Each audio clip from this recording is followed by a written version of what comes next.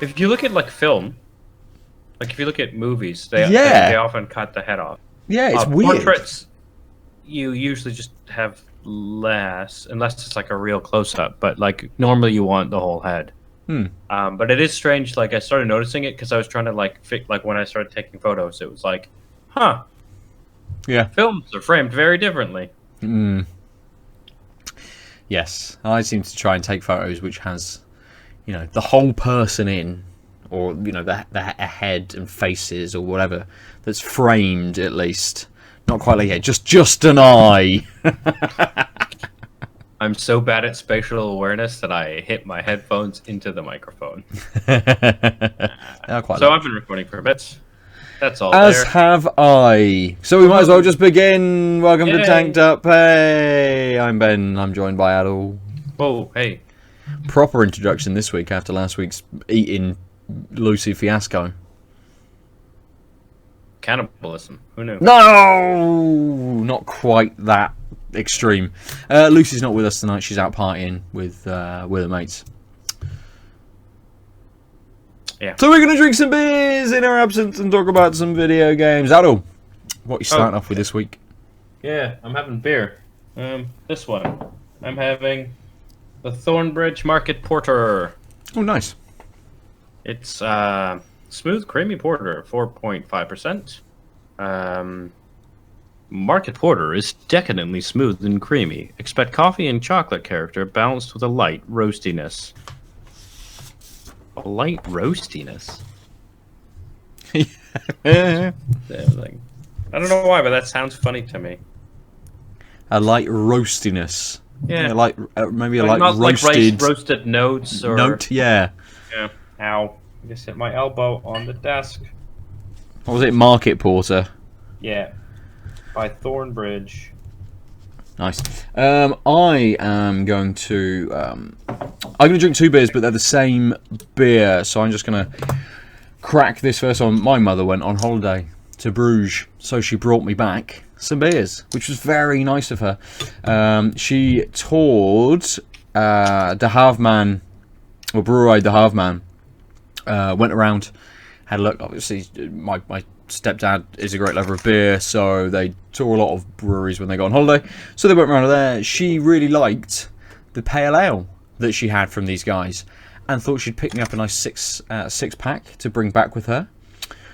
Little did she know, she actually picked up the double rather than the pale ale, which is absolutely fine by me. But this is from Brouwerij De Halve Maan. I still can't work out how to say it. Brugse Zot. Brugse Zot. Brugse Zot. For those watching us, there it is. Brugse Zot.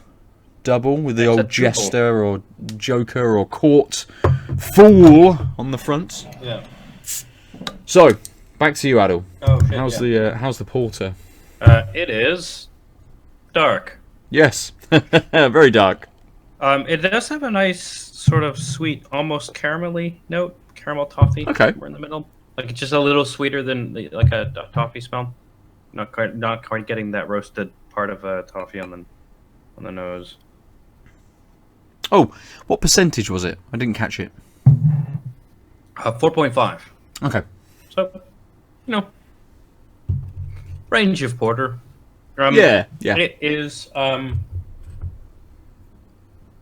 quite lovely. It is definitely smooth. I mean, you can even just see on the head and like how much it like lingers, etc.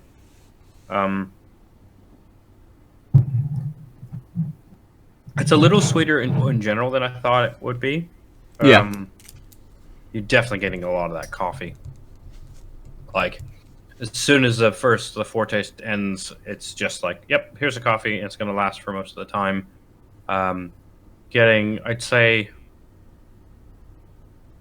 the chocolatiness is mostly like, it's more like a cocoa, I would say, than like a cacao, I should say, like more like a rich. There's just an underlying sort of really dark chocolate taste, but not really strong. Just sort of, it's there, and it's supporting that coffee.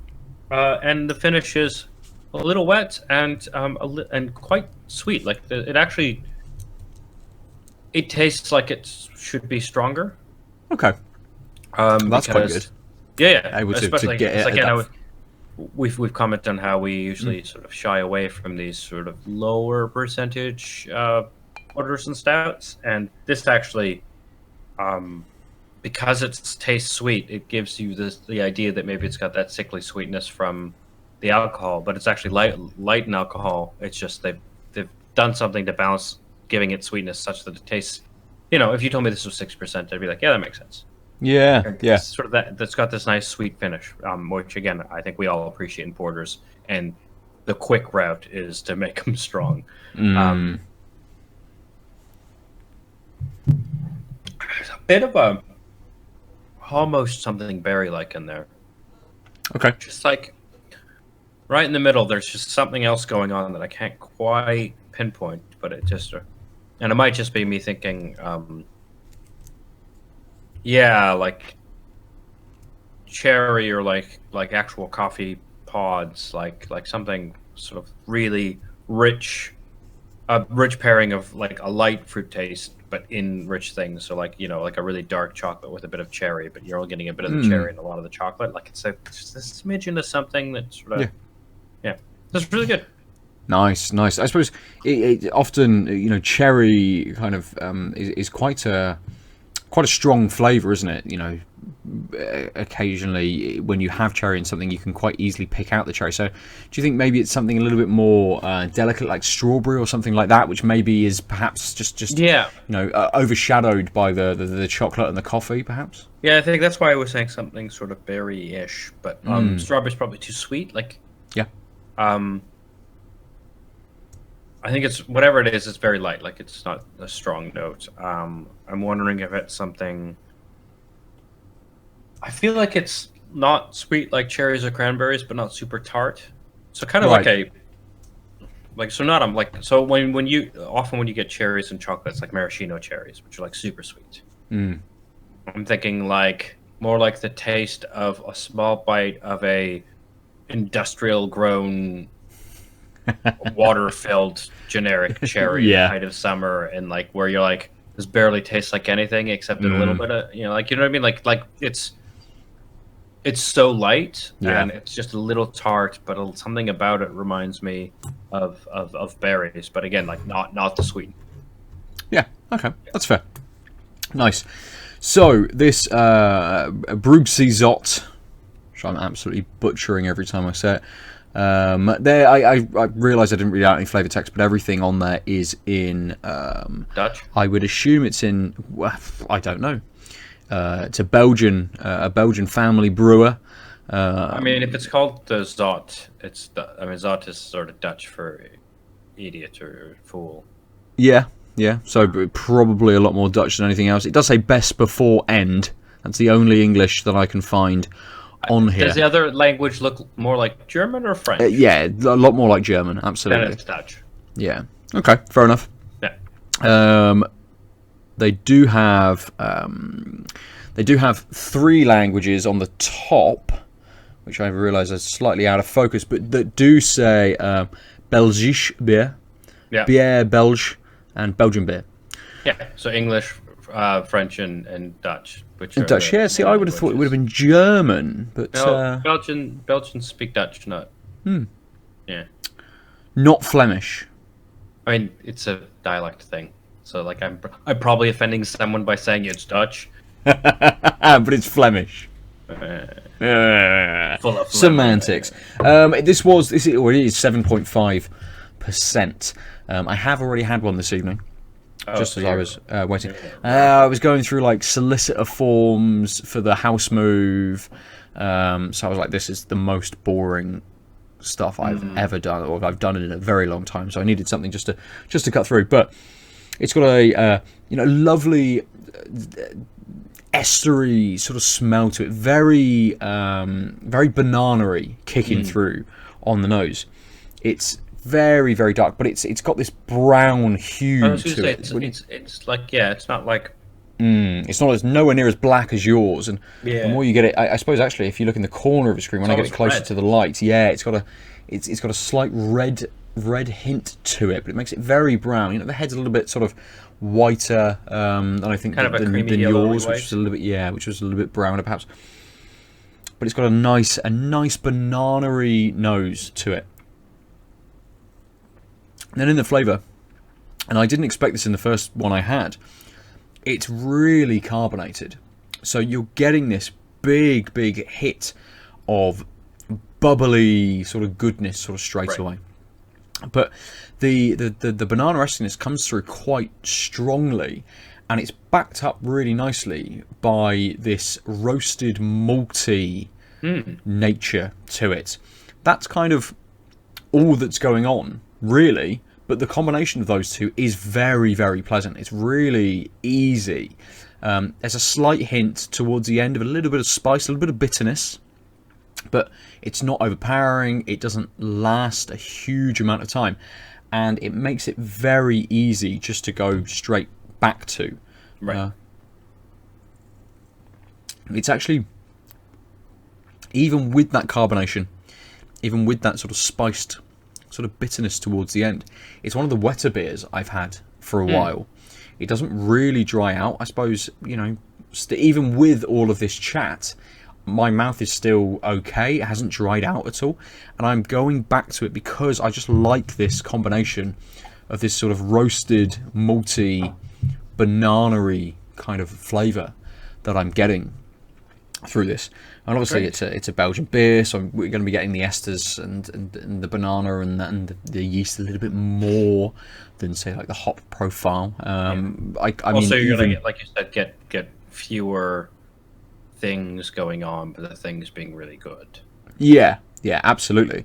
I mean, I can't read Flemish or Dutch or French, so even with the ingredients, all it says that I can pick out just says contains barley malt, and I think really that's only because it's the allergen that they've highlighted, that they put barley in bold. Everything else, I don't know what it is, so I don't know if they've put any hops on there. At least, well, I would imagine there'll be hops, right? Yeah, absolutely. But I don't know if they've listed them on the prominency on the thing. Oh, there is a little bit of flavour text. I assumed that all of this very small writing on the side was just sort of warning stuff. Yes, just warnings and stuff like that. Yeah. But actually, so it does say in English, traditional top fermentation beer with re-fermentation in the bottle, brewed by the unique De Halve Maan family brewing, which has been located in the historic heart of Bruges since 1856. For its beer transportation, this brewery built, I suppose, a 3.2 kilometre underground beer pipeline under the historical city of Bruges, as a world's first. The people of Bruges are known as Brugse Zot, or Brugse Zot, Bruges Fools. Yeah. So there we go. Right. Yeah, the fool, which again is why the court jester is, I suppose, on the front of the bottle. Yeah, I believe your countryman, William Shakespeare, would have referred to him as the fool directly. Yes, he probably would have. You're right. Yeah. I almost said Wilhelm. My brain was like...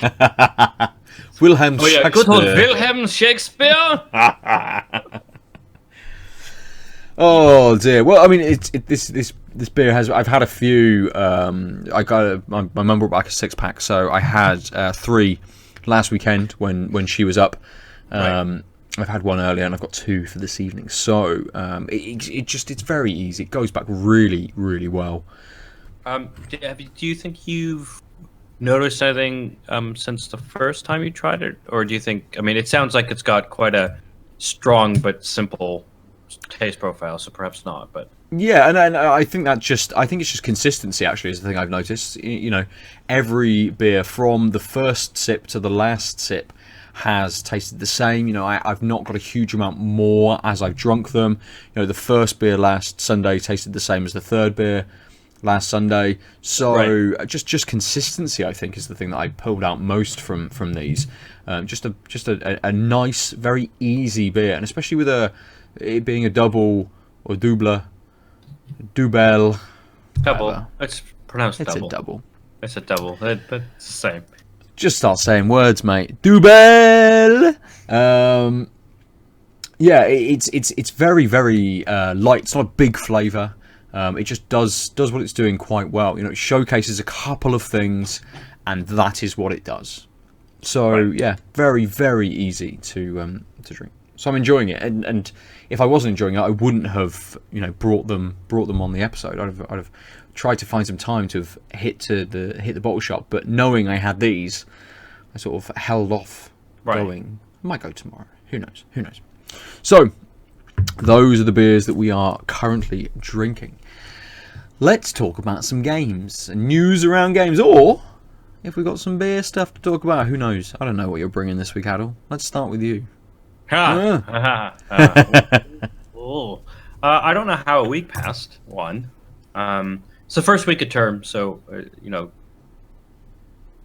getting back into the swing of things for teaching, etc. Yeah. Didn't track the days so well, but I did play a chunk of a game. Oh fuck! What is it called? It is called. I think you played it as well. Okay. It's not the KFC game, is it? It is the KFC game. Yeah, I have played it. I wanted to get the title right. I Love You, Sanders, a finger licking good dating simulator. Yeah, fucking so absurd.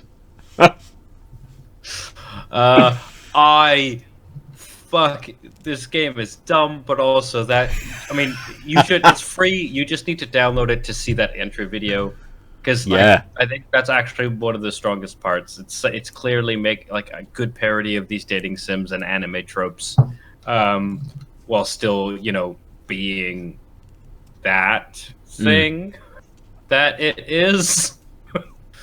I did finish it though. I don't know if you did. I did. Did you not finish it because you just ran out of time, or you lost interest? Oh, time. I sort of, like I said, it's been a busy week, and I picked it up. I'm like, I'll come back to it, and then so I got to end of day 1, I think. Okay, and there's 3 days, and I think I found that actually the third day was a little bit quicker than the other 2. So you're probably about halfway through, if a little less, maybe like 2/5 or something of the way through the game. It's quite short. It's only a couple of hours long, really. Yeah, but it seemed pretty silly. Absolutely. I appreciate. So it takes about 10 seconds to realize there's there are answers the game clearly wants you to pick. One of the first decision points. I don't know if you've ever played a dating sim before, but it's basically a bunch of dialogue, and then you hit a point where you have to choose a decision, path. And does that a bunch. And dating sims always have this icon on the top right corner, which is your fast forward, which will just skip all the dialogue until your next decision point. Yeah. Which I've never understood, unless I guess it's for completionists. I do understand. But there's a point where you're like, you are cooking with Colonel Sanders, and you have to pick a recipe, and it's like, do you pick?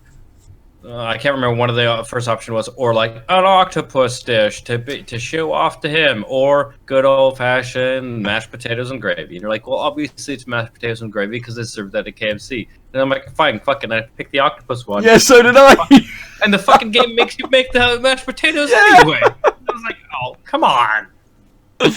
Yeah, it's very. It has its critical path, and it will always pull you back to that. Yeah. Kind of almost irrelevant of the decisions you make. I managed to get a hard game over. Yeah, I won't tell you how, but I got a hard game over, and all it did was put me back to the start of kind of the scene. Yeah, I think I put it on Colonel Sanders a bit too thick. And he wasn't interested, really, because he just wants to make fucking finger-licking good chicken or fucking some shit. But it's it's just so... It doesn't even hide that it's just an advert for KFC. It doesn't even hide it. I think that's best, because it's... Otherwise, you'd be like... Yeah, I get it. Like, otherwise you'd be like, yeah, this is stupid. Like this hidden statement's clearly advertising, and it's like, no, Yeah. it's right on the face. Yeah, yeah, and it does it in a few different ways. You know, the first time you have lunch, you go to the cafeteria, you're eating a bucket of chicken, and like, wow, what a novel idea, a bucket of chicken. Well, I kind of like that they're like, this was his grand plan. Like, I think this is my secret dish. And they're like, yes, and you're eating from it, and they're like, even like, and take your first piece out of the bucket, and bucket is in caps because it's like the novel thing. Like, and they do quite well at so as you're playing through, you kind of you know, elicit from him and work out some of the secret spices that go into the chicken, but it's all blanked out, so you don't know. But the character is supposed to know. I actually really appreciated them doing that, because it's like, well, it doesn't make sense if you're trying to hook up with him that he'd be like so secretive. But they're like, you know, like, this is how narratives work. Character knows. You don't have to fucking know what a character knows. You don't know all those things. Yeah, and it kind of, so it reaches a level of absurdity as well. So if you reach the end of the first day, you probably got into the idea that it starts to bring in other kind of tropes. So it brings in the idea of a battle and something that you have to fight.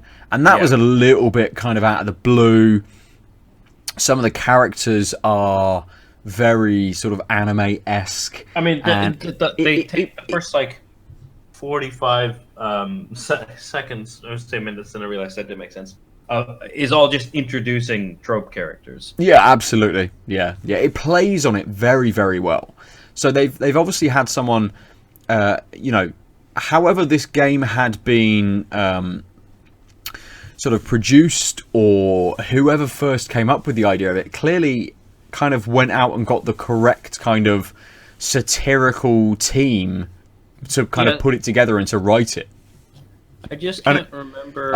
I feel like it's been done actually quite well in a very satirical kind of way, but to still try and give you enough to sort of pull you through it, really. Yeah. What are you looking at? Sorry, I was bringing up the reviews, and it's like some absurdly long ones that don't merit it. Yeah. I was actually, what I wanted to do was look up what other things PsyOp has done. And on Steam, they just have 2 other games. Okay. One is called Kismet, and it is a daily fortune teller who delivers eerily accurate tarot and astrology readings from inside a beautifully detailed, magical, transforming gothic cabin. And it's a VR indie casual game. Never heard of it. Unless Zoltan is going to make me into a child again. Right. I'm not fucking interested. You mean, I see, go backwards. Unbig. Small. That's what unbig means. Shut Small. up. I hate you. I'm not gonna. I don't want to be like 60. Yeah. I've got to go the other way. Yeah. So Camp W is their other game, and it is a story. So yeah, it's a visual novel game about summer camp. Okay. A summer camp where you do magic. Oh, all right.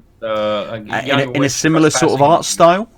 Sorry. As in a similar sort of anime art style as Colonel their Sanders? style's actually quite different. Okay. I kind of like it. It's more roundy western. It reminds me of, I can't remember the name of the show, but like certain shows of like the late 90s that were sort of,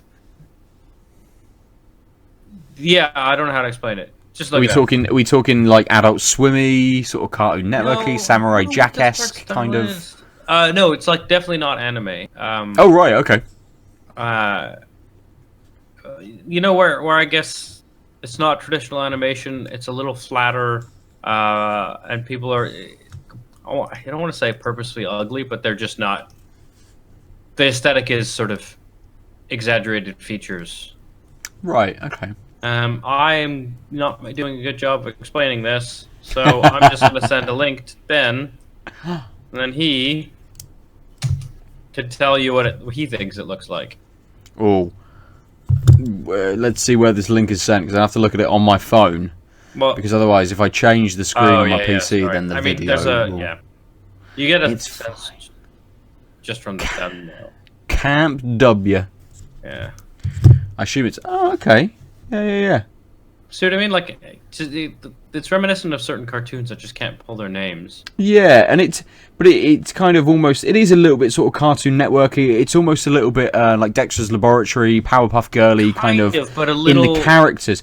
Yeah, but a little more advanced, and the backgrounds are kind of a little more detailed than that sort of thing. So, yeah. I mean, it is sort of a bit Cartoon Networky. Yeah. It's almost a little bit Johnny Bravo. Is what I was thinking by saying I'm not sure, but yeah. Yeah, but that looks very good. Yeah, that's a really nice art style. Yeah, I like it. I like it better than the. I mean, this is just like doing anime, right? Like. Oh, absolutely. And I would imagine that Camp W isn't a dating sim. No. It very much says, explore the magical world of summer camp in this story-rich game about a young witch trespassing in the human realm. Make friends, cast spells, and uncover secrets during your first ever summer away from home. Welcome to Camp W. So, I mean, it's currently on sale on Steam, £3.60. Might pick that up. I mean, I felt that actually Colonel Sanders was written quite well. It plays to the tropes of a dating sim very well. It doesn't quite give you the choice that I would imagine. Yeah, I mean, but it's clearly like you. Yeah, I mean, so Camp W has 3 reviews on Steam. 13 reviews on Steam, positive and 2 negative total. Right. It came out last July. Okay. So like, it's clearly small. Absolutely, yeah. It's quite a low amount of reviews, really. Yeah, I was sort of surprised, and I'm guessing, and like looking at some of the reviews. No, actually, most of them are from when it first came out, within a couple months. Yeah, I mean, I don't know anything about this dev. No. One of the only negative reviews is, this is more of an interactive book than a game. If you want to help a kid get into reading, this is definitely worth a try. If, however, you're looking for an adventure game, I would not recommend it. Oh, okay. I mean, it's not. It sounds like it never was supposed to be an interactive game, like no, adventure game. I mean, they call it user-defined tag as visual novel. So they maybe. But I mean, it's clearly designed, like, if you look at the thumbnails and stuff, like it seems like it's more of a visual novel. But maybe because it looks like, especially art style wise, you don't see many visual novels looking that way. So perhaps people were expecting, just not understanding what they're getting into. Yeah, possibly. So you know, with all of this, with you know, the direction that I Love You, Colonel Sanders went in, what the fuck do you think KFC were thinking? Like, what executive in KFC turned around and went, right, here's a market that we need to dominate a little bit more, and we need to integrate ourselves with a little bit more. Like, what? Oh, I mean, I think it's just like, why? This is why? The thing. Well, they probably have enough money, but like, this definitely. I mean, I think the biggest problem was they released it at the same time as Goose Game. So they didn't get waves of Twitter that they probably would have if it was a deader week. But like, I think it literally is just like, well, fuck. I mean, we don't eat meat. We're talking about KFC. Yeah, that's true. Right? Like, that's working. It's just well, marketing. I mean, so it's brought them into the conversation. It doesn't mean for either us that transfers over to sales fully. Yeah, but I think the odds are not unreasonable that if there are meat eaters who listen to us, they might be like, yeah, fuck it, I'll have KFC this week. Because we've implanted it in their brains now that they should eat all of the 11 spiced and herb secret recipe flavored chicken buckets that they can eat. Oh man, I hate the smell of KFC. Oh mate, to be fair, I do love the smell of KFC. My sister's been a vegetarian for almost 20 years now. She's like, that's the smell and the thing I miss the most. I'm like, I didn't mind fried chicken growing up. Like, I liked it. It's not like it wasn't my favorite type of chicken, but I liked it. I Yeah. like wings more, just wings at a bar. But like, Yeah, absolutely. KFC. But like, there was a KFC on the bus route when I lived in Vancouver in 2003. And like I'd be like listening to music or whatever, and like, oh, I'm 2/3 the way home because I can fucking smell that goddamn KFC as we drive closer. I'm like, I hate this. I hate it. Too strong, too gross. I don't know. Yeah, that's fair. And KFC was always though the only time Kim and I, because we had a KFC, you know, a 10-minute walk away when we were in Fish Ponds. I didn't know that. KFC, the only time we ever went to KFC was when we'd either got back from a weekend away and it was a Sunday and we had nothing in the house. You know, those sorts of times. You're like, what are we going to do tonight? We've got nothing in. Let's just go and buy some fried chicken and coleslaw and chow down and watch Netflix or some shit. I also used to just despise slaw. It's called slaw. How is that the coleslaw, mate? Yeah, coleslaw. Yeah. Gross. I have had decent coleslaw, and I'm turning around on it. But for years, it'd be like, no. Oh, mate, I love coleslaw. Just chopped. I used to make my. I chopped. So, no one, unless you're watching the video, will be able to see this. But you can see I mean, you probably can't see this thumb is slightly more pointed. Yeah. Than the other. You chopped the top of your and I chopped the top off, making my own coleslaw, because I was that fucking pretentious. This sounds like a ringing endorsement of avoiding slaw. Exactly. Go to KFC just to buy coleslaw, No, or your supermarket of choice. Yeah. What I meant absolutely. is you're probably eating thumb if you're eating coleslaw.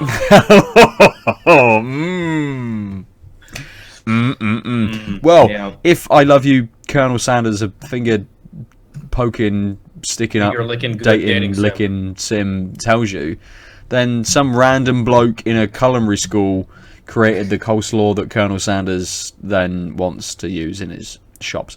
And it's, I mean, so you haven't got that far, but it has some very odd kind of, I suppose, callbacks to like KFC's history, or at least Colonel Sanders as a human, as a man, as an actual person. Like it delves into that a little bit, and it's not just this kind of young, late 20s kind of steamy built Colonel Sanders. You know, suddenly you get to see this kind of old man Colonel Sanders a little bit later on through sort of storytelling. Oh, really? And it's just a bit kind of like, this is. Why is this here? What is this even conveying to me? What am I getting from this? It's just, I mean, because because of all the anime and all the tropes and everything that it throws in, it then has this underlying sort of seriousness of marketing and of image, and it just kind of, it just doesn't really kind of work. Just it's very out of place, and. You know, you could take this game for kind of what it is, just a very absurd dating simulator. And it would work, you know, if it wasn't Colonel Sanders and it wasn't kind of this weird KFC marketing thing, I don't think either of us would have even looked at this. Oh, yeah, fully, yeah. Because these visual novels, these absurd story kind of visual novels exist and have done for a long time. You've got Hatoful. Yeah. Like other than that, and then there was that one super depressing. Doki Doki Literature Club is like the only visual novel that I've played. Have you not played Hatoful? No, I haven't played Hatoful. No, I think I own it on several things. It's been free on loads of different services. I was curious. Yeah. I just haven't got around to it. You know, visual novels, dating sims, are not something that I kind of ever.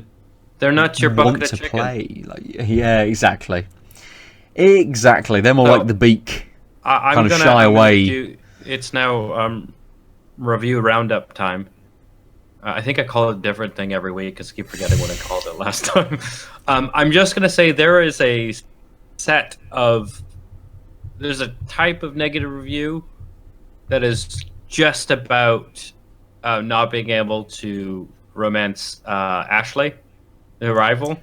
That's fair. Yeah, that was the exact first thing I thought I was going to be able to do. Yeah.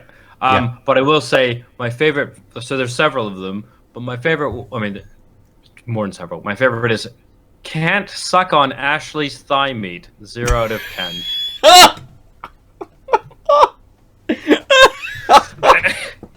That's definitely not what I thought, but okay, fine. I suppose she does wear stockings with chicken legs on. Yeah, I mean, other people mention the thick rival, basically. Son, if I cannot romance the thick anime baddie, then we're gonna have to have a talk. But I think also the other ones are like this is garbage, etc. But like just straight up, no, just shit, mate. Yeah, Siberian Soldier's review is not a great game. Although this product was free, I still feel like I was ripped off. Perhaps because I don't particularly like KFC, or perhaps I don't like how stupid this game is. Mostly, I think it's a mix of both. I mean, he's not wrong. Yeah, I mean, it is absurd. Well, but it's not as absurd as some people think. This is the last one, and I'm just gonna say it because what is wrong with? I'm not gonna read the whole review because it's one of those. So KFC dating sim. You play a chick trying to get with the dreamy Colonel Sanders. Do you play as a chick? It doesn't say you're a chick. No, never. I thought I was me. I thought it was me too. Yeah. Gameplay-wise, just use the mouse to choose ridiculous answers to silly questions like forest is to tree, chicken is to blank. The answer is feather. Conclusion, the incredible ridiculousness in the first 5 minutes are just such a major turnoff. I wonder if KFC even paid for an ad. I'm sorry, do you not understand the analogy? That's like a perfectly that's just a logical deduction. Oh yeah, absolutely. Incredibly ridiculous question. It's like, oh, this guy's an idiot. How do you not understand what? And the fact that he thinks that maybe KFC paid for an ad rather than just funded the whole fucking thing. But also, yeah, I mean, I usually only stick to 2 stupid ones, but that one caught me. I had to mention the thick ones, and I really liked the last one, so I just wanted to say some people might be expecting a lot from an overblown dating sim ad, but I think the main thing is it's clearly worked to the extent that people who don't know what dating sims are have tried it out because they heard about the KFC game. Yeah. And I think that's a recipe for disaster. Because they're a weird type of game. Absolutely. I mean, so there was that one. It's not a. It's a visual novel. It's not a dating simulator. It's a visual novel, and it was what's it called? Psychopaths. I think it's an anime, and it was free on PlayStation. I think it's been free on Steam as well. You know, there's all of these kind of ones that kind of pop up, which I probably have, 5 or 6 visual novels across my gaming libraries, but they're never really anything that I ever think to pick up. But free game, I'm always going to add it to my library just in case the mood takes me. And I think that actually this game, the I Love You, Colonel Sanders, kind of it at least elicits from me a little bit of I need to find an example of this which is good. I'd like to find some kind of visual novel which is, as it sort of says, the decisions that you make take you on a different story path. It's an interesting kind of, story, interesting characters that you're kind of coming up against. It's not just the absurdity of this or a dating sim. It is living through that story just in a different way. So I think actually you're sort of pushing on. So like we had the last review I read was people not quite knowing what a dating sim was, and also some of these things, like it's actually a lot of dating sims have these absurd moments, like it's a heightened reality in a lot of them, even if they're like the more romancy fantasy ones. And the other half was people complaining it's not a very good dating simulator because you didn't get the paths. A standard trope in dating sims is you romance all the main. Like, they're all fucking harem garbage things, right? And then, like, sometimes that's often, different genders, etc. You can still romance them. It's one of the reasons why we see a lot of examples are really popular in LGBT plus communities, because this is like a type of non-judgmental and Absolutely choice genre. But then they sort of didn't do that. It's like the point is you romance. It seems very obvious within the first set of choices that like you're only trying to romance to one character, and that's not really the standard move of a dating sim. So now it's because it's supposed to be a short, hilarious, jokey thing. I think you should play Hatoful though, because you want something more. Yeah, I will. I will. I think it's on my PlayStation. I'll go and find it. Yeah, that might be the next thing. So I did. I don't think I realised at the time that I did play, and I think I chatted about it weeks and weeks ago now. A game called. Oh no! Can I find it on my Steam library? Oh, Love Thyself, a Horatio story, and a Horatio story, something like that. But basically, it was kind of this. It's a visual novel, but it was made by Amplitude, published by Sega, and Amplitude are the guys who make like the Endless Space, Endless Legend games. And this was, I think it started life off as some kind of April Fool's joke, and they had enough people saying, actually, we would be interested in playing something like this, that they then rounded it out and made a game out of it. I think it's going to be 2 parts. I played the first part. There's another one possibly coming. But it is, it's a visual novel in the sense that you're playing out the story. You have those decisions. Everything is kind of static, apart from maybe someone sliding in from the, a still kind of image of someone sliding in from the side, and all of these sorts of things. And then they change their expression kind of per scene or per conversation that pops up. So it's definitely not something I'm averse to. I think it's just kind of finding the right mix of stuff, perhaps. Well, and I think part of it is you can have non-dating sim visual novels. Yes, yeah. Most are, right? And I feel like that's a shame. Although, interpersonal dynamics is clearly something is going to be the focus, because that's the type of thing you can easily write with a branching path style thing. Otherwise, it's just sort of then it really does seem like more like a random storybook. I feel like you're playing, like the gameplay isn't. It's really like trying to get the path with this type of relationship, and that's much harder if you were just doing standard actions and not social ones. That's why I think we see dating sims as the primary visual novel. But there are other ones. It's just I think you're never going to get. It'll be harder to get a good one. Absolutely, and I think it also gives you something that a lot of other games are lacking. So even having played Greedfall for another 10 12 hours roughly past the written few hours that I put up on Out of Lives, the interplay between the different characters in your party never really amounts to much. So it kind of is chat to this person in your party and they'll say, oh, I'd really like to go and do this, and you go and do that, and then they say, yeah, thanks very much for that. And I haven't quite seen the differences in taking different party members to talk to people, being like an opposing faction or something like that, or no one in my party has said, hey, you said you were going to do this for me, but you've just gone and done this for someone else instead. There isn't that kind of direction in terms of the intricacies of your party. And I think that's something that kind of, that visual novels give you. They very specifically allow you to play out a certain path and make those choices and have all of the repercussions of the choices that you make. And a lot of games that want to bring that in, whether they're bigger, action RPGs or whatever they are, things like Mass Effect and stuff like that.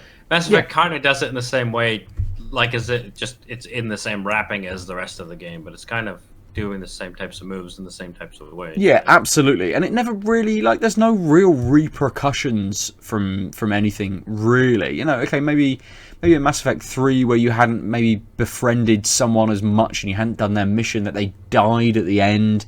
But yeah, sure, I've finished the game. It doesn't really fucking matter anymore. Like, you didn't see that right until the end. Rather than it being an issue or hampering you in some way as you played through. I Because it didn't. wasn't the main focus, right?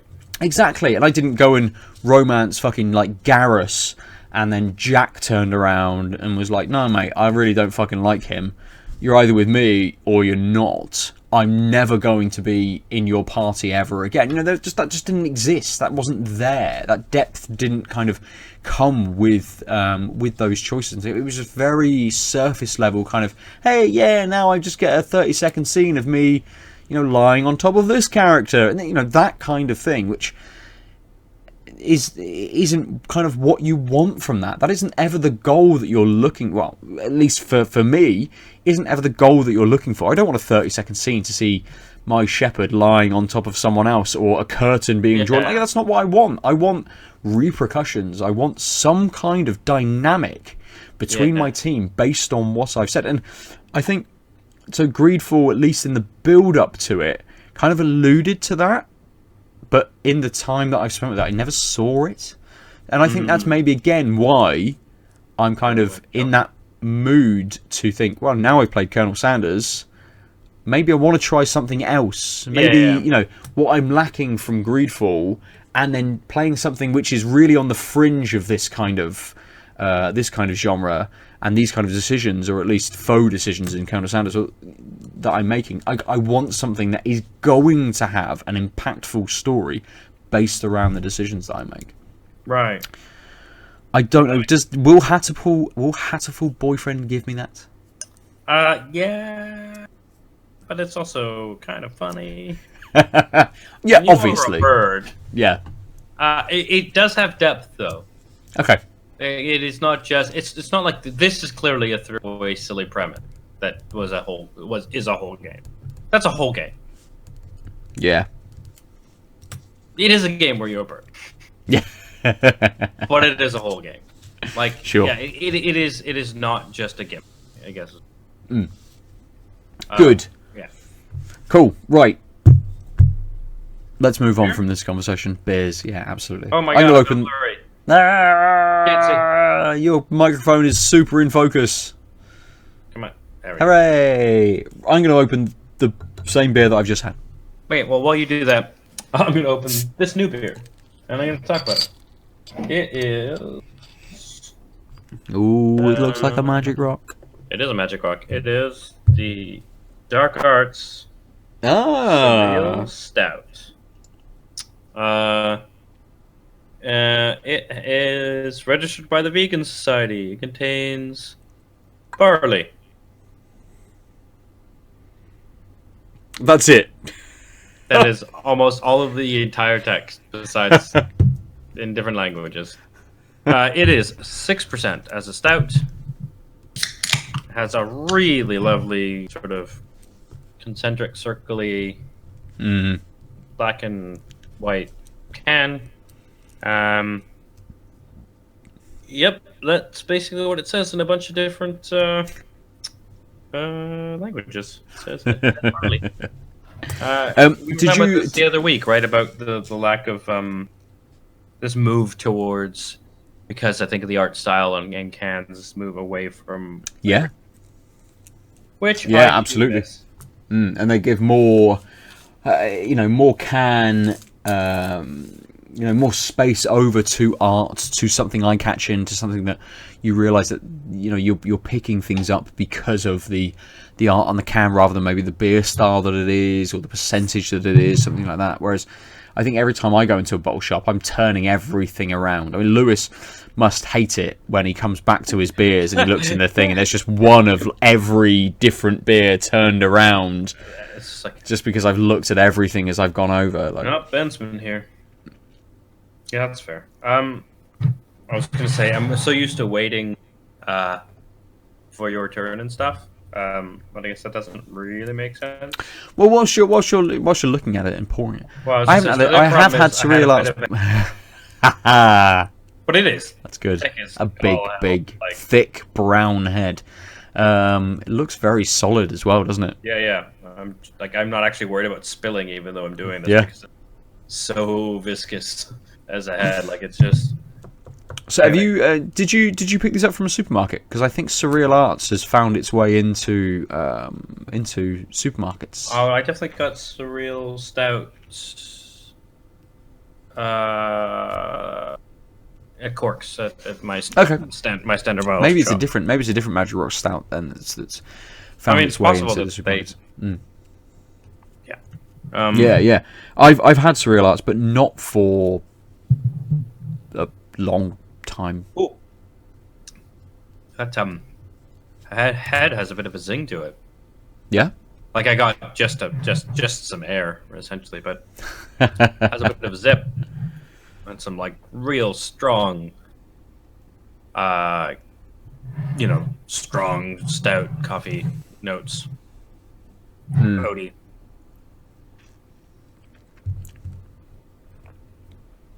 Oh, that's got oomph. It doesn't taste like 6%. It does taste like air a little bit, but that's my fault.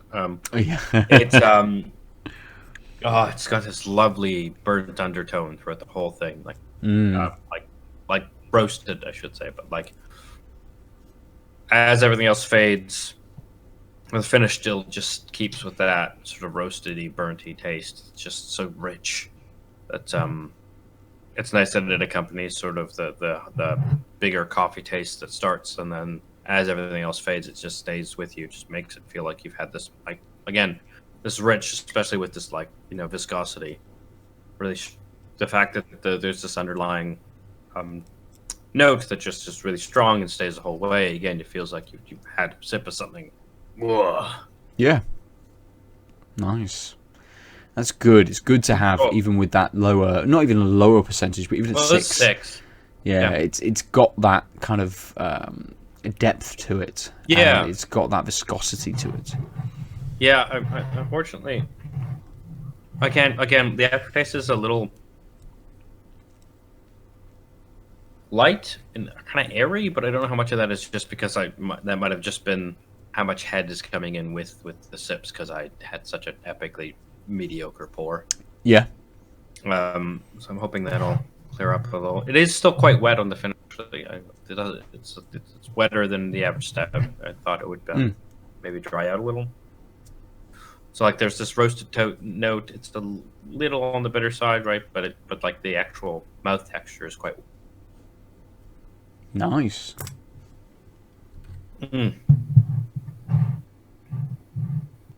Yeah, so it starts a little sweet. And sweetness sort of stays a little bit, but now that I'm getting used to that sort of coffee, big, boisterous start, and that I actually kind of wish it was more boisterous so that I didn't get quite so used to it so quickly. Because now I'm starting to feel more of those underlying notes, because obviously that one's lingering, so I've gotten used to it. Yeah. And now sips are a bit sweeter than I'd like. And I think it's just because I've gotten, like, there's so much of the other stuff that my mouth is just sort of acclimatized. Okay. Do you think it's very good? Is it? Yeah, but is it sort of is it pulling it back a little bit from your first sort of thoughts? Yeah, I mean it was such a stark difference between that one and the last one. I mean, it felt really forward, and maybe it's just that it's got a long tail. Yeah. That maybe I'm just taking these sips too quickly, so I'm not really giving it a chance to, my taste buds to a chance to recover, such that I can be surprised again. Yeah, that's fair enough. So the sweetness, I will say quickly, that it has a bit of the finish. Now that I'm used to the coffee, has a bit of an aspartame feel to it, which is why I would imagine it, because it's quite odd. It's got the sweetness is not sort of standard, and I think maybe it's just what I was calling airy is actually just this like odd sweetness. That's like just you know, what I mean? I know exactly like what you that mean. aspartame type of thing. Yeah. Sorry, you were going to say a thing. Okay. Well, I was just going to say let's move on and talk about something else. So it allows you a little bit of breathing, a little bit of breathing room on the beer. So to see if it does sort of delight you again after a couple of minutes of not supping at it. This week I was going to bring Colonel Sanders to talk about. We've just talked about it. But the only other game that I've been playing is Batman Arkham Knight. I've gone back to it. Really? I don't know why, really. Versus playing something like Greedfall, both of those games don't really expand very much. The more that you play them, whether you've played an hour of them, whether you played 10 hours of them, they are pretty much the same experience as you go through. I think maybe Batman is just a little more satisfying. Do you think it's just polish? I don't know whether it's just... I mean, it is much more polished than Greedfall, absolutely. I'm still annoyed by the constant fucking rain all the time. But there's a lot of different stuff to do in Batman. There's like things like the Riddler trophies, so you can play these small kind of like mini games that you have to sort of figure out to be able to get certain trophies from the Riddler. There's various side quests that you can kind of go and do. I think with Greedfall, it very much lent into the idea that it's an action RPG, but that you're a diplomat. And I bounced back and forth between people without really doing very much in between. It was like, go and talk to this person. They want you to go and talk to this person. Now go back and talk to the previous person. Okay, now go to this area and fight someone. And now you've done that, talk to this person. But then go back and talk to the first person again. And it just bounced. It was really ping-pongy in the way that it kind of had you moving around the map and the way that the missions were kind of structured. I think Batman is a bit more contained in that you go and do this, it's done. Yes, you may have that may be a storyline running through, but the rest of it won't reveal itself to you until a little bit later on, or until you've found something else. Everything feels quite open and shut. So there are like firemen that you can find who've been taken hostage by various gangs around the city. And obviously, the only point of that is to do a little bit of combat. To fight these guys, get them away, and then free the fireman. Right. But once you free the fireman, that's it. You don't... it doesn't automatically tell you where the next one is to go and do that. It just says, yep, you freed this one now. Just wait until you find the next one. Don't worry about it. And I think that sort of short, self-contained kind of mission in these games, actually in an open world game, is actually quite good. That you're not constantly bouncing around different areas. That I can be like, right, I'm here now. Let's do a few things. Let's see what's going on around here. And just because of the traversal of the game and gliding as Batman, actually, you find yourself on a completely different part of the map than where you started to be able to do things. So bouncing around areas isn't that egregious. You're quite happy to sort of just float about a bit and move around and do different things, because the traversal is quite fun. It's great to kind of backclaw your way up to the top of a building and then sort of hover and glide kind of between the different things and drop down and smash into a load of people. Like, it is a satisfying loop, even out of the out of the story beats, out of the mission elements. Just traversing and moving around the map is just a satisfying kind of experience. One of the big issues with it was the Batmobile. Yeah, that was the thing people complained a lot about, right? Yeah, absolutely, because it's so shoehorned in, and it is still shoehorned in. Even as you're playing through the game, it is like, no, you've just got to use the Batmobile. And yeah, it's a bit clunky, and I'm not really that kind of happy about doing those things. But at least once you've gone through the first, I don't know, maybe hour or so, and it's got you through that idea of, we've got to introduce this to you, you've got to do a certain amount of things with it for this first little bit, but now you can kind of do things as you want. So I think there's a way of being able to pace that game yourself, which doesn't make you have to use the Batmobile as often as perhaps you think that you had to have been. I thought it was going to be much more Batmobile focused than it is, but now that it's opened up and I'm able to do what I want to do, it's nowhere near as bad as I thought it was going to be. So it's grown on me a little bit, and the story is quite good. I'm intrigued as to who the Arkham Knight is. I want to kind of... No, there's a character, there's a baddie called the Arkham Knight. Arkham Knight. And it's intriguing. I want to know, and it keeps you... It does keep you on the hooks. You've got Alfred... Hey...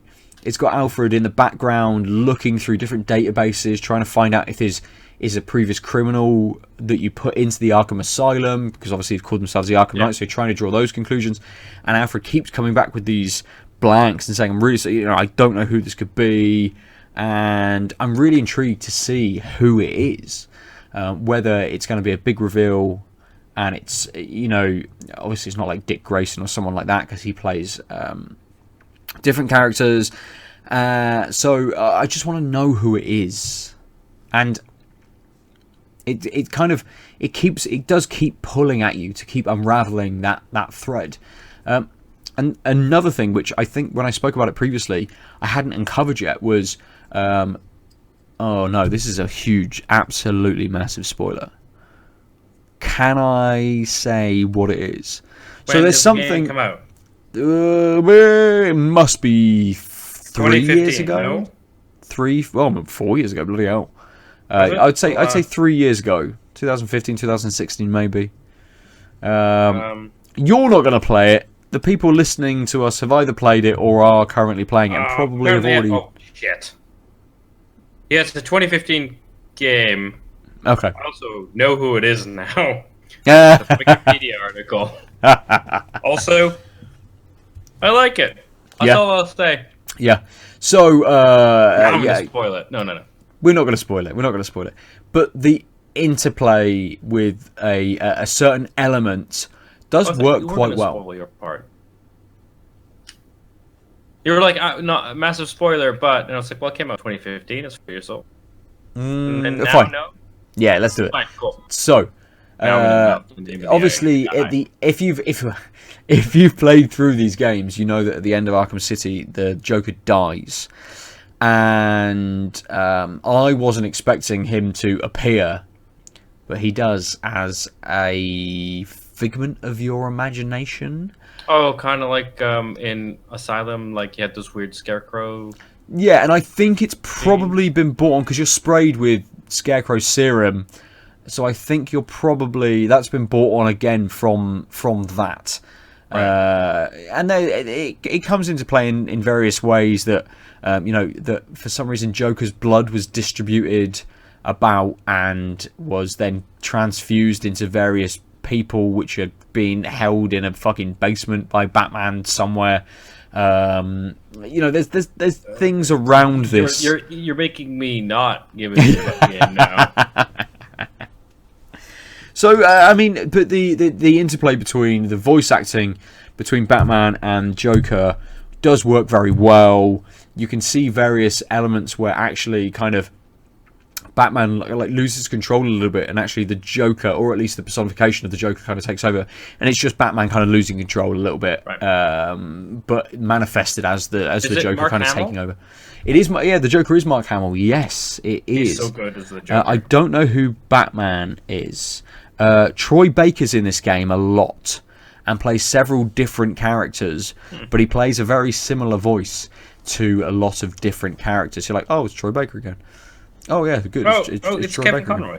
It is Kevin Conroy. Animated Batman. Oh. Troy Baker is Harvey Dent. He is, but he's also like generic Man 4. Yeah. Yeah. Oh, Nolan North is Penguin / Oswald. Is he? Yeah. See, Nolan North. So I don't want to get into like voice actors and things. Yeah, it's fine. If you did, most of you probably didn't give two shits about why we were like, oh, well, yeah, probably. It's fine. Anyway, continue. The Nolan North's range is absolutely massive. I mean, Troy Baker does have a very good range, but you can tell it's Troy Baker. You can pick Troy Baker out quite easily.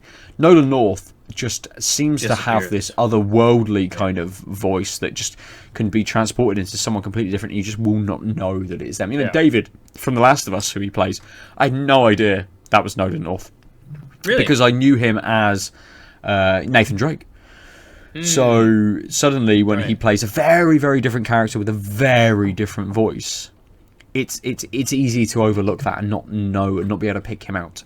But yes, we digress. Or I digress slightly. So you are enjoying it? I am enjoying it, yeah. And I don't know whether I'll finish it. When was the last time you played the other ones in the series?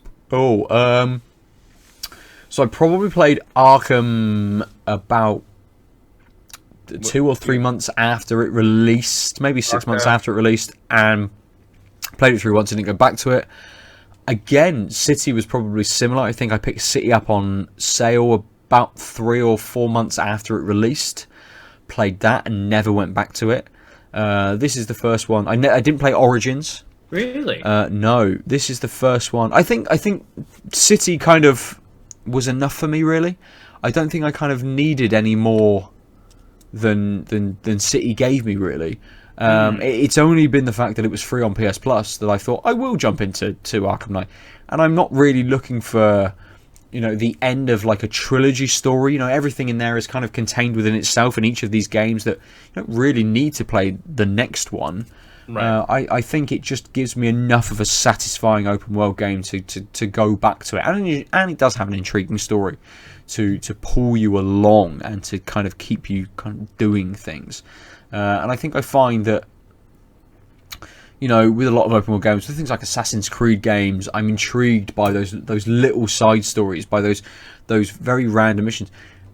With Batman and such an established sort of universe, you kind of know how various characters are going to interact and what they're going to be doing and things that maybe I'm not so much pulled along by that it is actually this unknown character, the Arkham Knight, that it is pulling me through the storyline.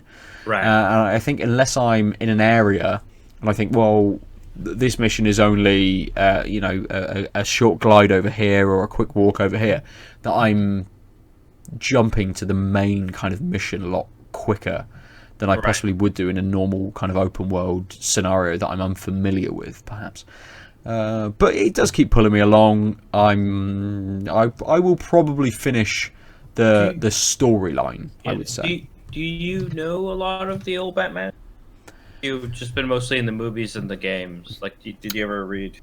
So I've read several comics, but they're the older ones. Things like, I know that something like Court of Owls has been sort of almost teased, or people have been taking that Court of Owls is possibly the next Batman game that's going to be coming out. But it's something that's something that I'm not familiar with.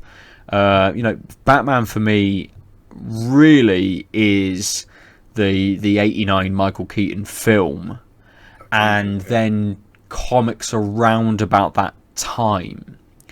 So you're never really into those comics? Not massively. I've read like Killing Joke, a few of the more seminal sort of books that from, I suppose, when were they, early or late 90s, early 2000s perhaps, but kind of anything past that, anything from maybe the last 10 years I'm unfamiliar with. Right. Bar the movies and the games, basically. Now, I look forward to our discussion of you finding out who the Arkham Knight is. Let's see when that actually happens. If it's suddenly when you're gonna like hit another game and I'll come back to it for a while and I'm gonna forget what I read. Absolutely, yeah, absolutely. And we're getting into that period now where other games are starting, or bigger games at least. Okay, yes, I played Goose Game, Untitled Goose Game. That took up a few hours of my time. The Colonel Sanders game has taken up a couple of hours of my time. When that next big game, like something like, oh yes. But again, we already talked about it with Lucy. But what did she? She only said it was maybe 8-10 hours, something like that. It was quite short, yeah. Which is one of the reasons why I bought physical, because that means I can play it and sell it off, right? Yeah, absolutely. While, given that it's a full-priced game, it seems like I probably won't replay it, especially because I still have the OG game card on my OG Game Boy. Do you think with Link's Awakening that you'll look to do kind of everything that the game kind of has to offer, or will you kind of just play it through and be done with it? I think I'll probably try. I mean, usually in these games, I don't rush through. I don't think once I've decided to beat it, I'll hold on to it. I don't think I'll give a shit about like the dungeon creating stuff. Yeah. Just I know that's the new stuff, and I should. I mean, I bought it when I technically own it, but like, yeah, I don't. That's not a reason why I got it.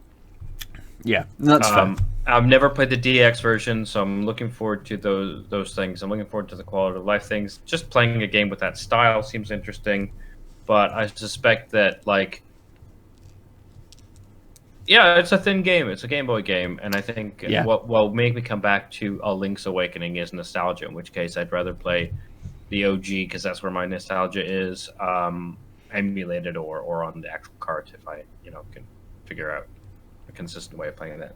But I have enough like fondness and curiosity to have picked this game up. It's one of those things where like if it's a game I know like Mario Odyssey and Breath of the Wild. Actually, Breath of the Wild, I think I might have a card. But Mario Odyssey, I just, based on all the reviews and playing it on friend's Switch, I was like, no, I don't care if I have the card. I'd rather actually just have it always installed and not worry about it because I know I'll probably want to replay it at some point in the next few years, and like that seems like a reasonable thing to hold on to. And then it's just not easier to keep it on the SD card than on an actual cart that I have to swap in and remember to have on, etc. Yeah, that's fair. It's fair. It's a good way of delivering your game. So like it's I'll buy digital if I know it's like a game I probably want around and to keep and conveniently never have to worry about where the cart is. And then if it's something I might want for a stretch, like Octopath, for example, I bought on cart because I knew I wasn't going to play like the game again after the first time. Yeah. And I suppose, some games you don't have the luxury of being able to do that, when they're sort of digital releases only, a lot of smaller sort of indie games where maybe you only get a couple of hours out of them. You don't have the luxury of being able to... But also, they tend to be the cheaper ones, and I'm kind of okay. But if it's a full-priced game, and I doubt I'll rush back to it, I'd rather have it on physical media to get some of that back. So, I don't remember, but did you play Return of the Obra Dinn? I haven't yet.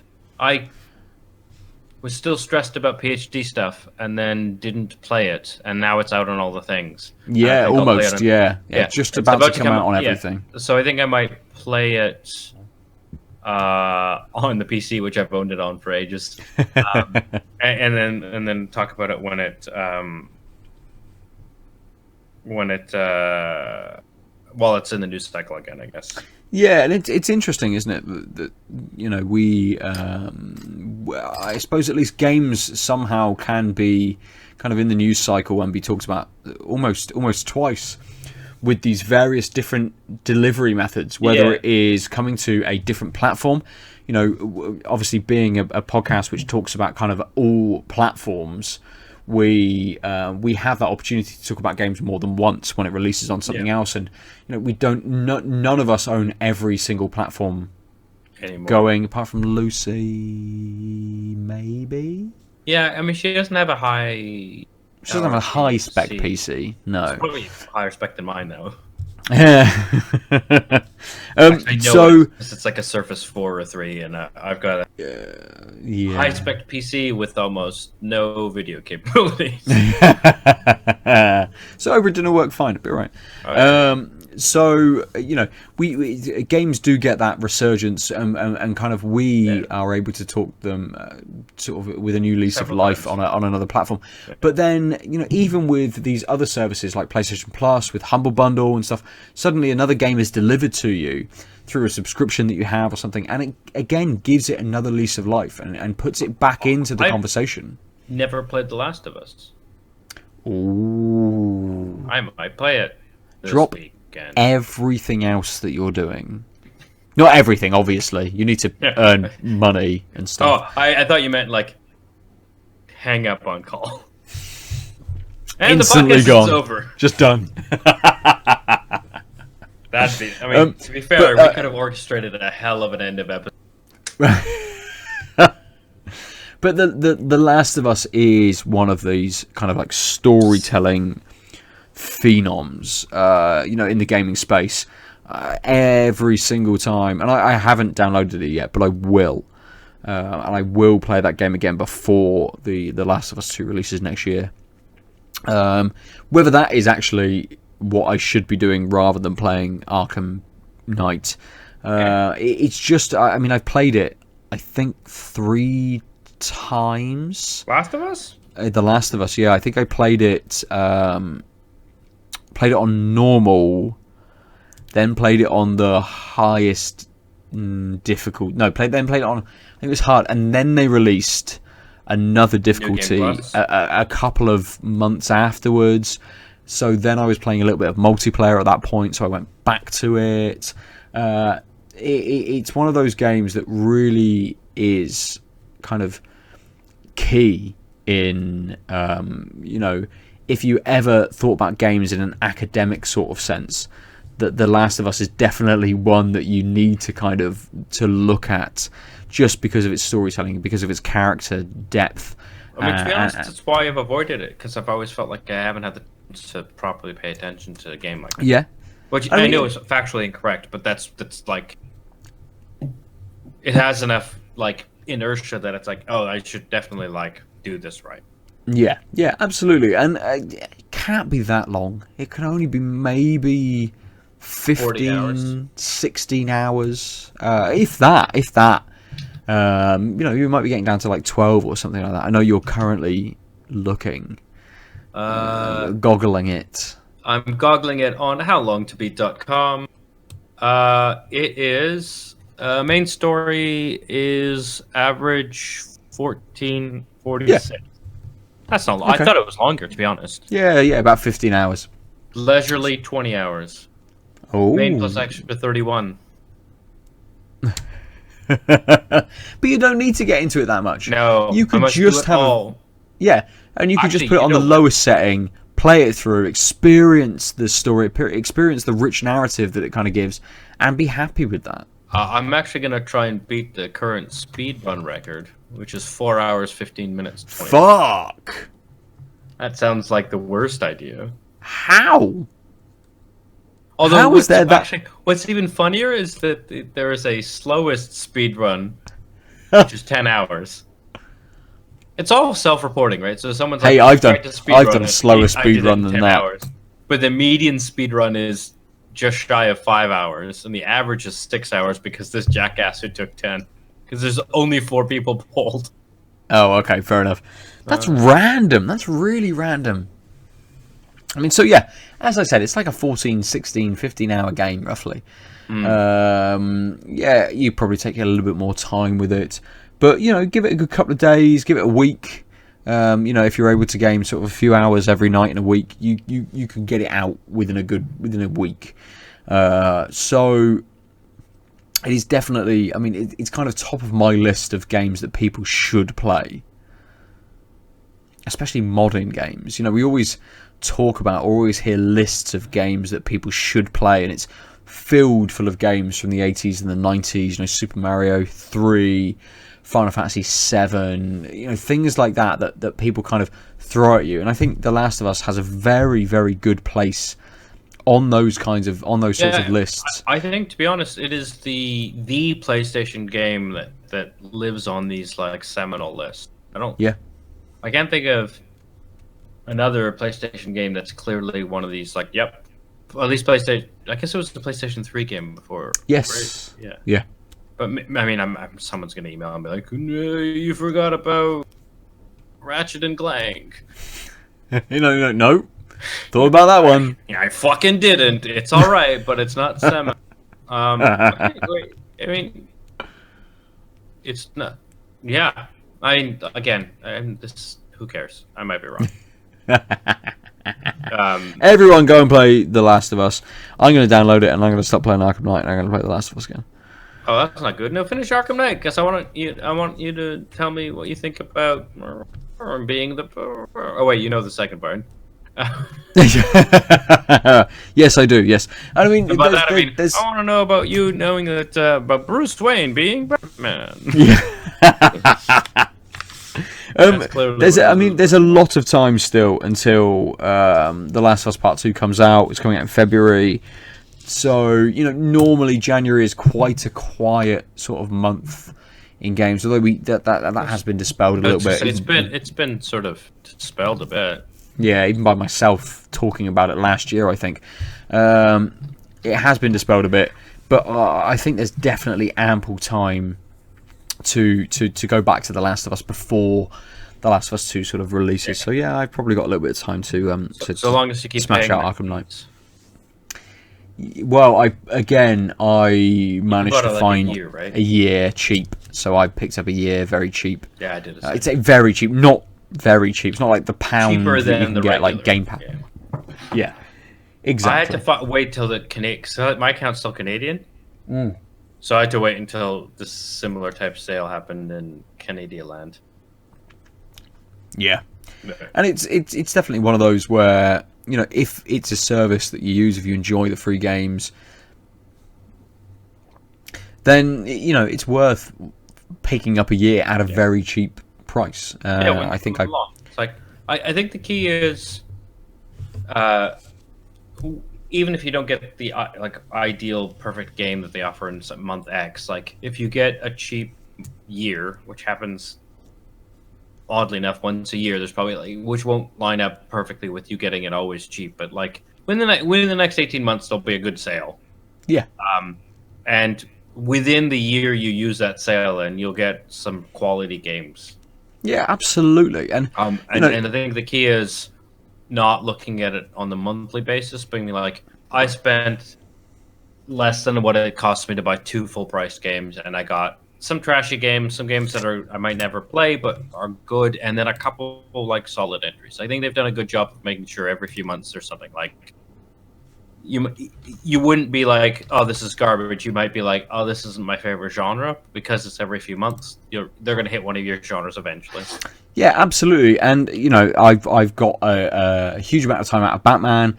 I know this month is The Last of Us Remastered and MLB The Show, which I'll probably kind of dip into. It's never been a game that I've ever really wanted to play, but I think we should play. Yeah, multiplayer against Ooh. each other on Twitch. Ooh, let's set it up. Saturday night. Kim is away. Saturday should work.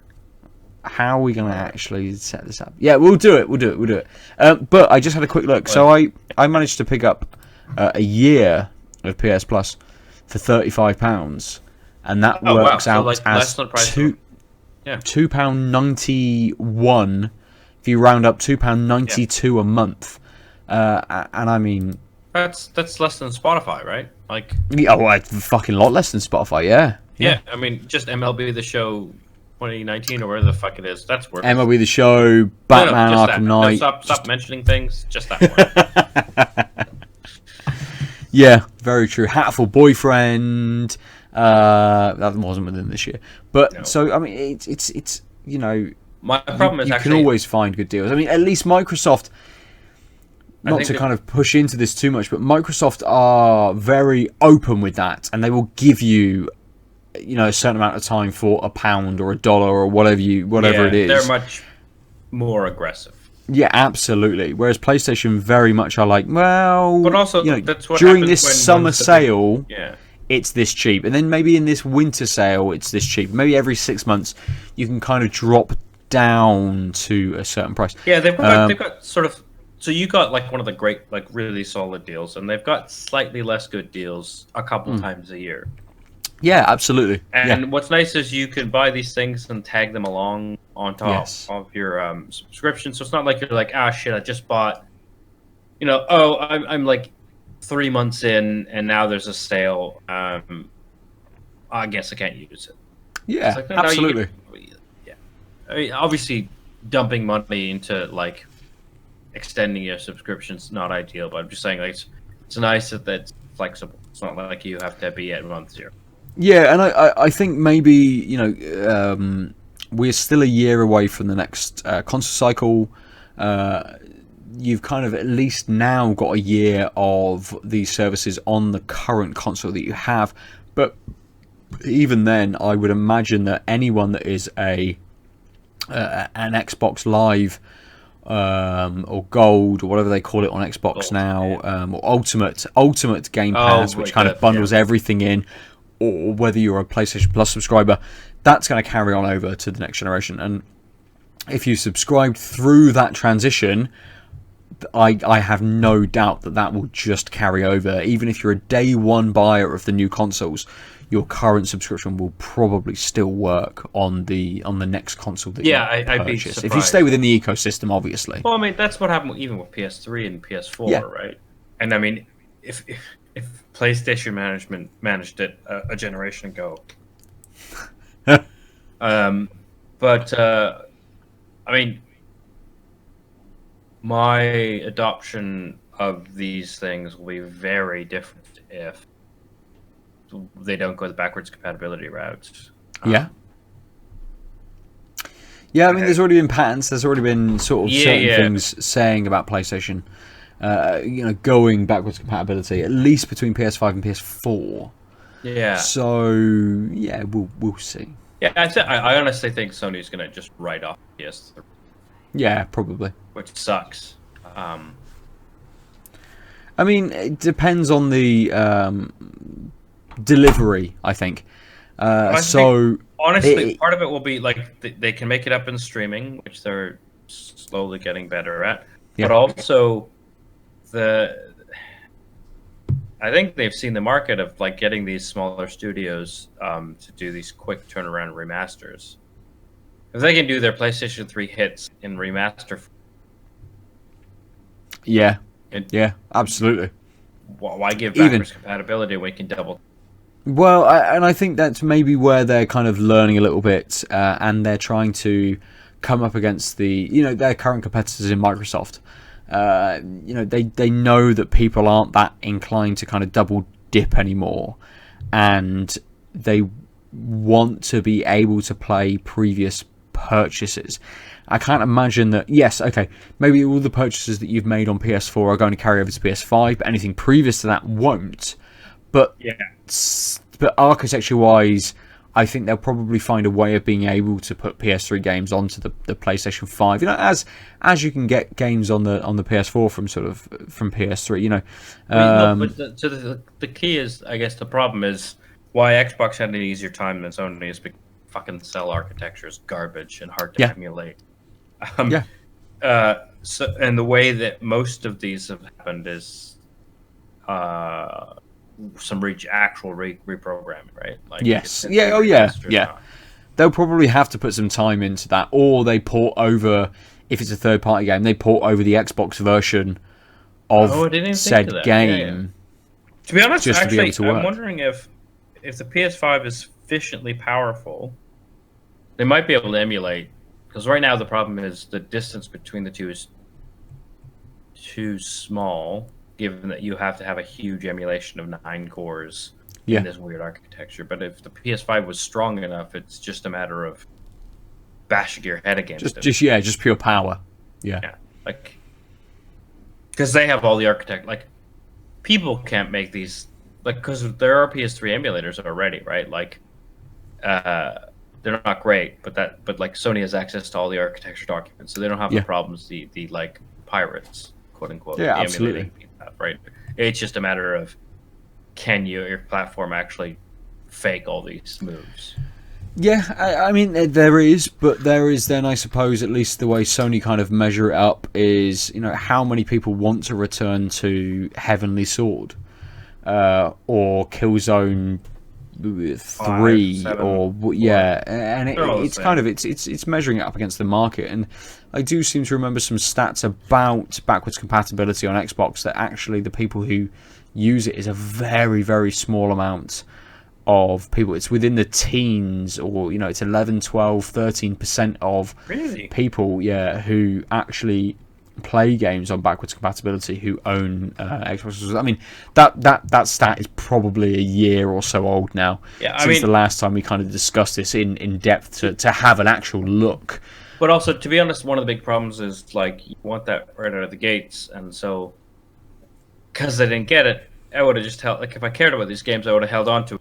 Backwards compatibility came out, and it was only some things. I would have continued holding on to it. Yeah, yeah.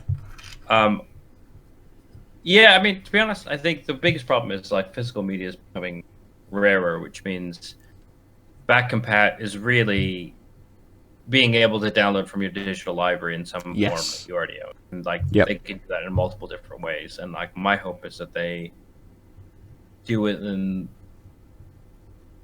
the most open way, which obviously is against capitalism, but like might be better. Like if it's easy for them, so like that's why I think you're right. Like I think it's because they're ground up in the PS5, PS4 titles will probably be backwards compatible. Also because I don't think they're doing a huge architectural shift, so it shouldn't be hard to do. And it's just a matter of, and there's a big win on getting people to buy your PS5 if they can immediately download all their digital PS4 games. Yeah, I mean, it does question, I think it's something we've kind of alluded to before, the idea of those cross-gen titles. You know, what actually happens if you buy... Well, if you buy, like, say, Ghost of Tsushima is an end-of-life PlayStation 4 game that is instantly going to then be a PlayStation 5 game. Yeah. If you bought it on the PlayStation 4, does that just mean you have the PlayStation 5 version? Do you have a slightly lower res version that is the PS4 version but just plays on your PS5? Like, how that kind of actually I hope they works. do it better than Breath of the Wild, which was 2 separate SKUs. Yeah, yeah. And you imagine, like, Nintendo haven't quite... I mean, Nintendo's real bad at these things. Yeah, they're not in that same headspace at all. PlayStation need to be, because Xbox is a direct competitor and are doing things a lot differently to how they're doing. So I think PlayStation kind of feel that they need to up their game a little bit and be in the same sort of space. Nintendo kind of can do what they want and people will still fucking lap it up. Yep. So, let's finish our conversation there this week. I had the same beer twice, and it was very, very nice. Again, you ruined my... I was going to be like, hey, Ben, you like more, the first one or the second one? Hey! Like, probably the second one, because it was my third one. Yeah. Which was actually my sixth one. Well, that's true. It's super consistent. It really is. It gives you the same flavour right from the off as it does through the end. Really nice beer. And I mean, I've not been to Bruges. If I do go to Bruges and I see this, I will buy it. Obviously, there's lots of other beers there to try, of course. But I think as an opener and as something that I kind of know and I can very easily now identify, right, I know what this beer is. Yep, I'll have one of those, please. And as I'm supping that, I can then kind of explore the different breweries, the different beers that they would kind of have over there. So yeah, really, really easy to drink. Really, really nice. I'm very happy. Definitely, if someone saw it in a shop wherever they are, I'd recommend them picking it. Yeah, definitely, absolutely. I've never seen it before, so I don't know how common it will be to be over here. So who knows? Who knows? You may see it in your bulk shop. Aadil, out of the 2 beers you had, which did you prefer? So, the Surreal Stout, the Dark Art Surreal Stout, I really liked. I still struggled by the end of not ever quite having that same burst of taste as I did in the beginning. Yeah. And that made me disappointed. Okay. But I think that's coloring the fact. I think there's slightly more to it than the Thornbridge, which was really tasty. Also, actually, to be honest, the biggest thing of the Thornbridge Market Porter is that it's a 4.5%, and it tastes like a good solid porter. Good entry. Yeah. It is doing something with the sweetness that's interesting. Actually, I left a little bit. I'm gonna do a cheeky thing, which is a little sup at the end. I forgot that I took a small mug. Yeah. Yeah, so it definitely is thinner experientially than the other one. Yeah. So I think yeah. So before having that last sip of the Market Porter, the Surreal Stout I think is the one. I'm not entirely chuffed because I think that something about the way that the tastes work is just you're losing something that maybe it's just because it lingers too long, so you don't quite get. Because I took long breaks and I never quite got that same experience. Still really tasty is the thing. It's just like I had this moment of like, oh, this is real great, and then it was like, but now it's great. But it's not real great. Yeah. But that's again not a reason to like. It doesn't make it worse than the other one. It just made it worse than itself in a weird way. If you are the Market Porter, I think is a really strong second though, and it would be the recommend if you were looking for either a porter or a stout that you wanted that was closer to session strength, but you wanted it to feel like it wasn't. Like this is where I'm really struggling, is I think there's more interesting taste going on with the Surreal Stout. Even the lack of that first taste that I really liked, the one that I really liked just disappeared on me and sort of came back, but not much. But like, there's still just more there. There's more. It's a more solid beer. It's more interesting to me in general. But we regularly talk about these light porters and stouts just being thin, and like, it's just like Lucy, myself, you. We all sort of claim so the same thing. It's just like these light, the ones stouts and porters just don't do it for us. And actually, this really did do. Like, if you told me it was 6%, I'd be like, yeah, cool, yeah, it makes sense. So I actually think the better beer is just general taste profile is the Surreal Stout, but I'm actually going to give it to the Market Porter because that's a hard thing that it's doing, and it's doing it right. Nice. Yeah, that's fair. So inverted things, but now that I've spoken it out loud, yeah, I think like, look, this is actually hard to do. Yeah, it's smooth, it's creamy, it tastes a little burnt, and it tastes stronger than it is, and that's what it gives you, that same notion of sort of good solid porteriness, even though it's quite light in the AB. Nice, good, a good reason to pick it and pick it out over something else. Yeah, absolutely, good. So, if you'd like to talk to us about the beers that you're drinking or the games that you're playing, we are at Tanked Up Cast on Twitter and Tanked Up Cast on Instagram, the much ignored Instagram from the last few weeks. You can go to outoflives.net or go to the various different channels on YouTube or Twitch to see some stuff occasionally. I said I was going to stream last week or this week, and I didn't because work is just far too fucking busy for me to take any amount of hours out of my working day to be able to do that at the moment, unfortunately. But it is what it is. Yeah. I mean, this is not a thing we're trying to push hard. Exactly. Another avenue of engaging. Just a little bit of fun. Aadil, if people want to talk to you, how do they do so? Well, you can carry your Hatoful. At the Omniarch on all of the things except Twitch, which is the _Omniarch, but really it'll probably just be Out of Lives Network. Yeah, I think if we Twitch, it's going to be on the Out of Lives Network. I'm at Nova _47 almost everywhere. Again, it's Out of Lives Network over on Twitch when I do get some time to be able to do that. Who knows when that will be? Even though I'm dedicating an afternoon. Nah, mate, I just don't have the time. I may do at some point. So also go to outoflives.net where you can read other articles. Lee managed to play a few hours of The Surge 2, so we've got some thoughts up of that. Kyle put out an article all about Mindhunter Season 3, which I've yet to read because Kim and I are currently just about to finish Mindhunter Season 1. So we still have the second season to run through. Season 1, so when I saw that article was going up, I'm like, fuck, Season 3's already out? Oh. Yeah. Exactly. I'm bad at television. How can you... What is wrong with the world where you can be bad at television?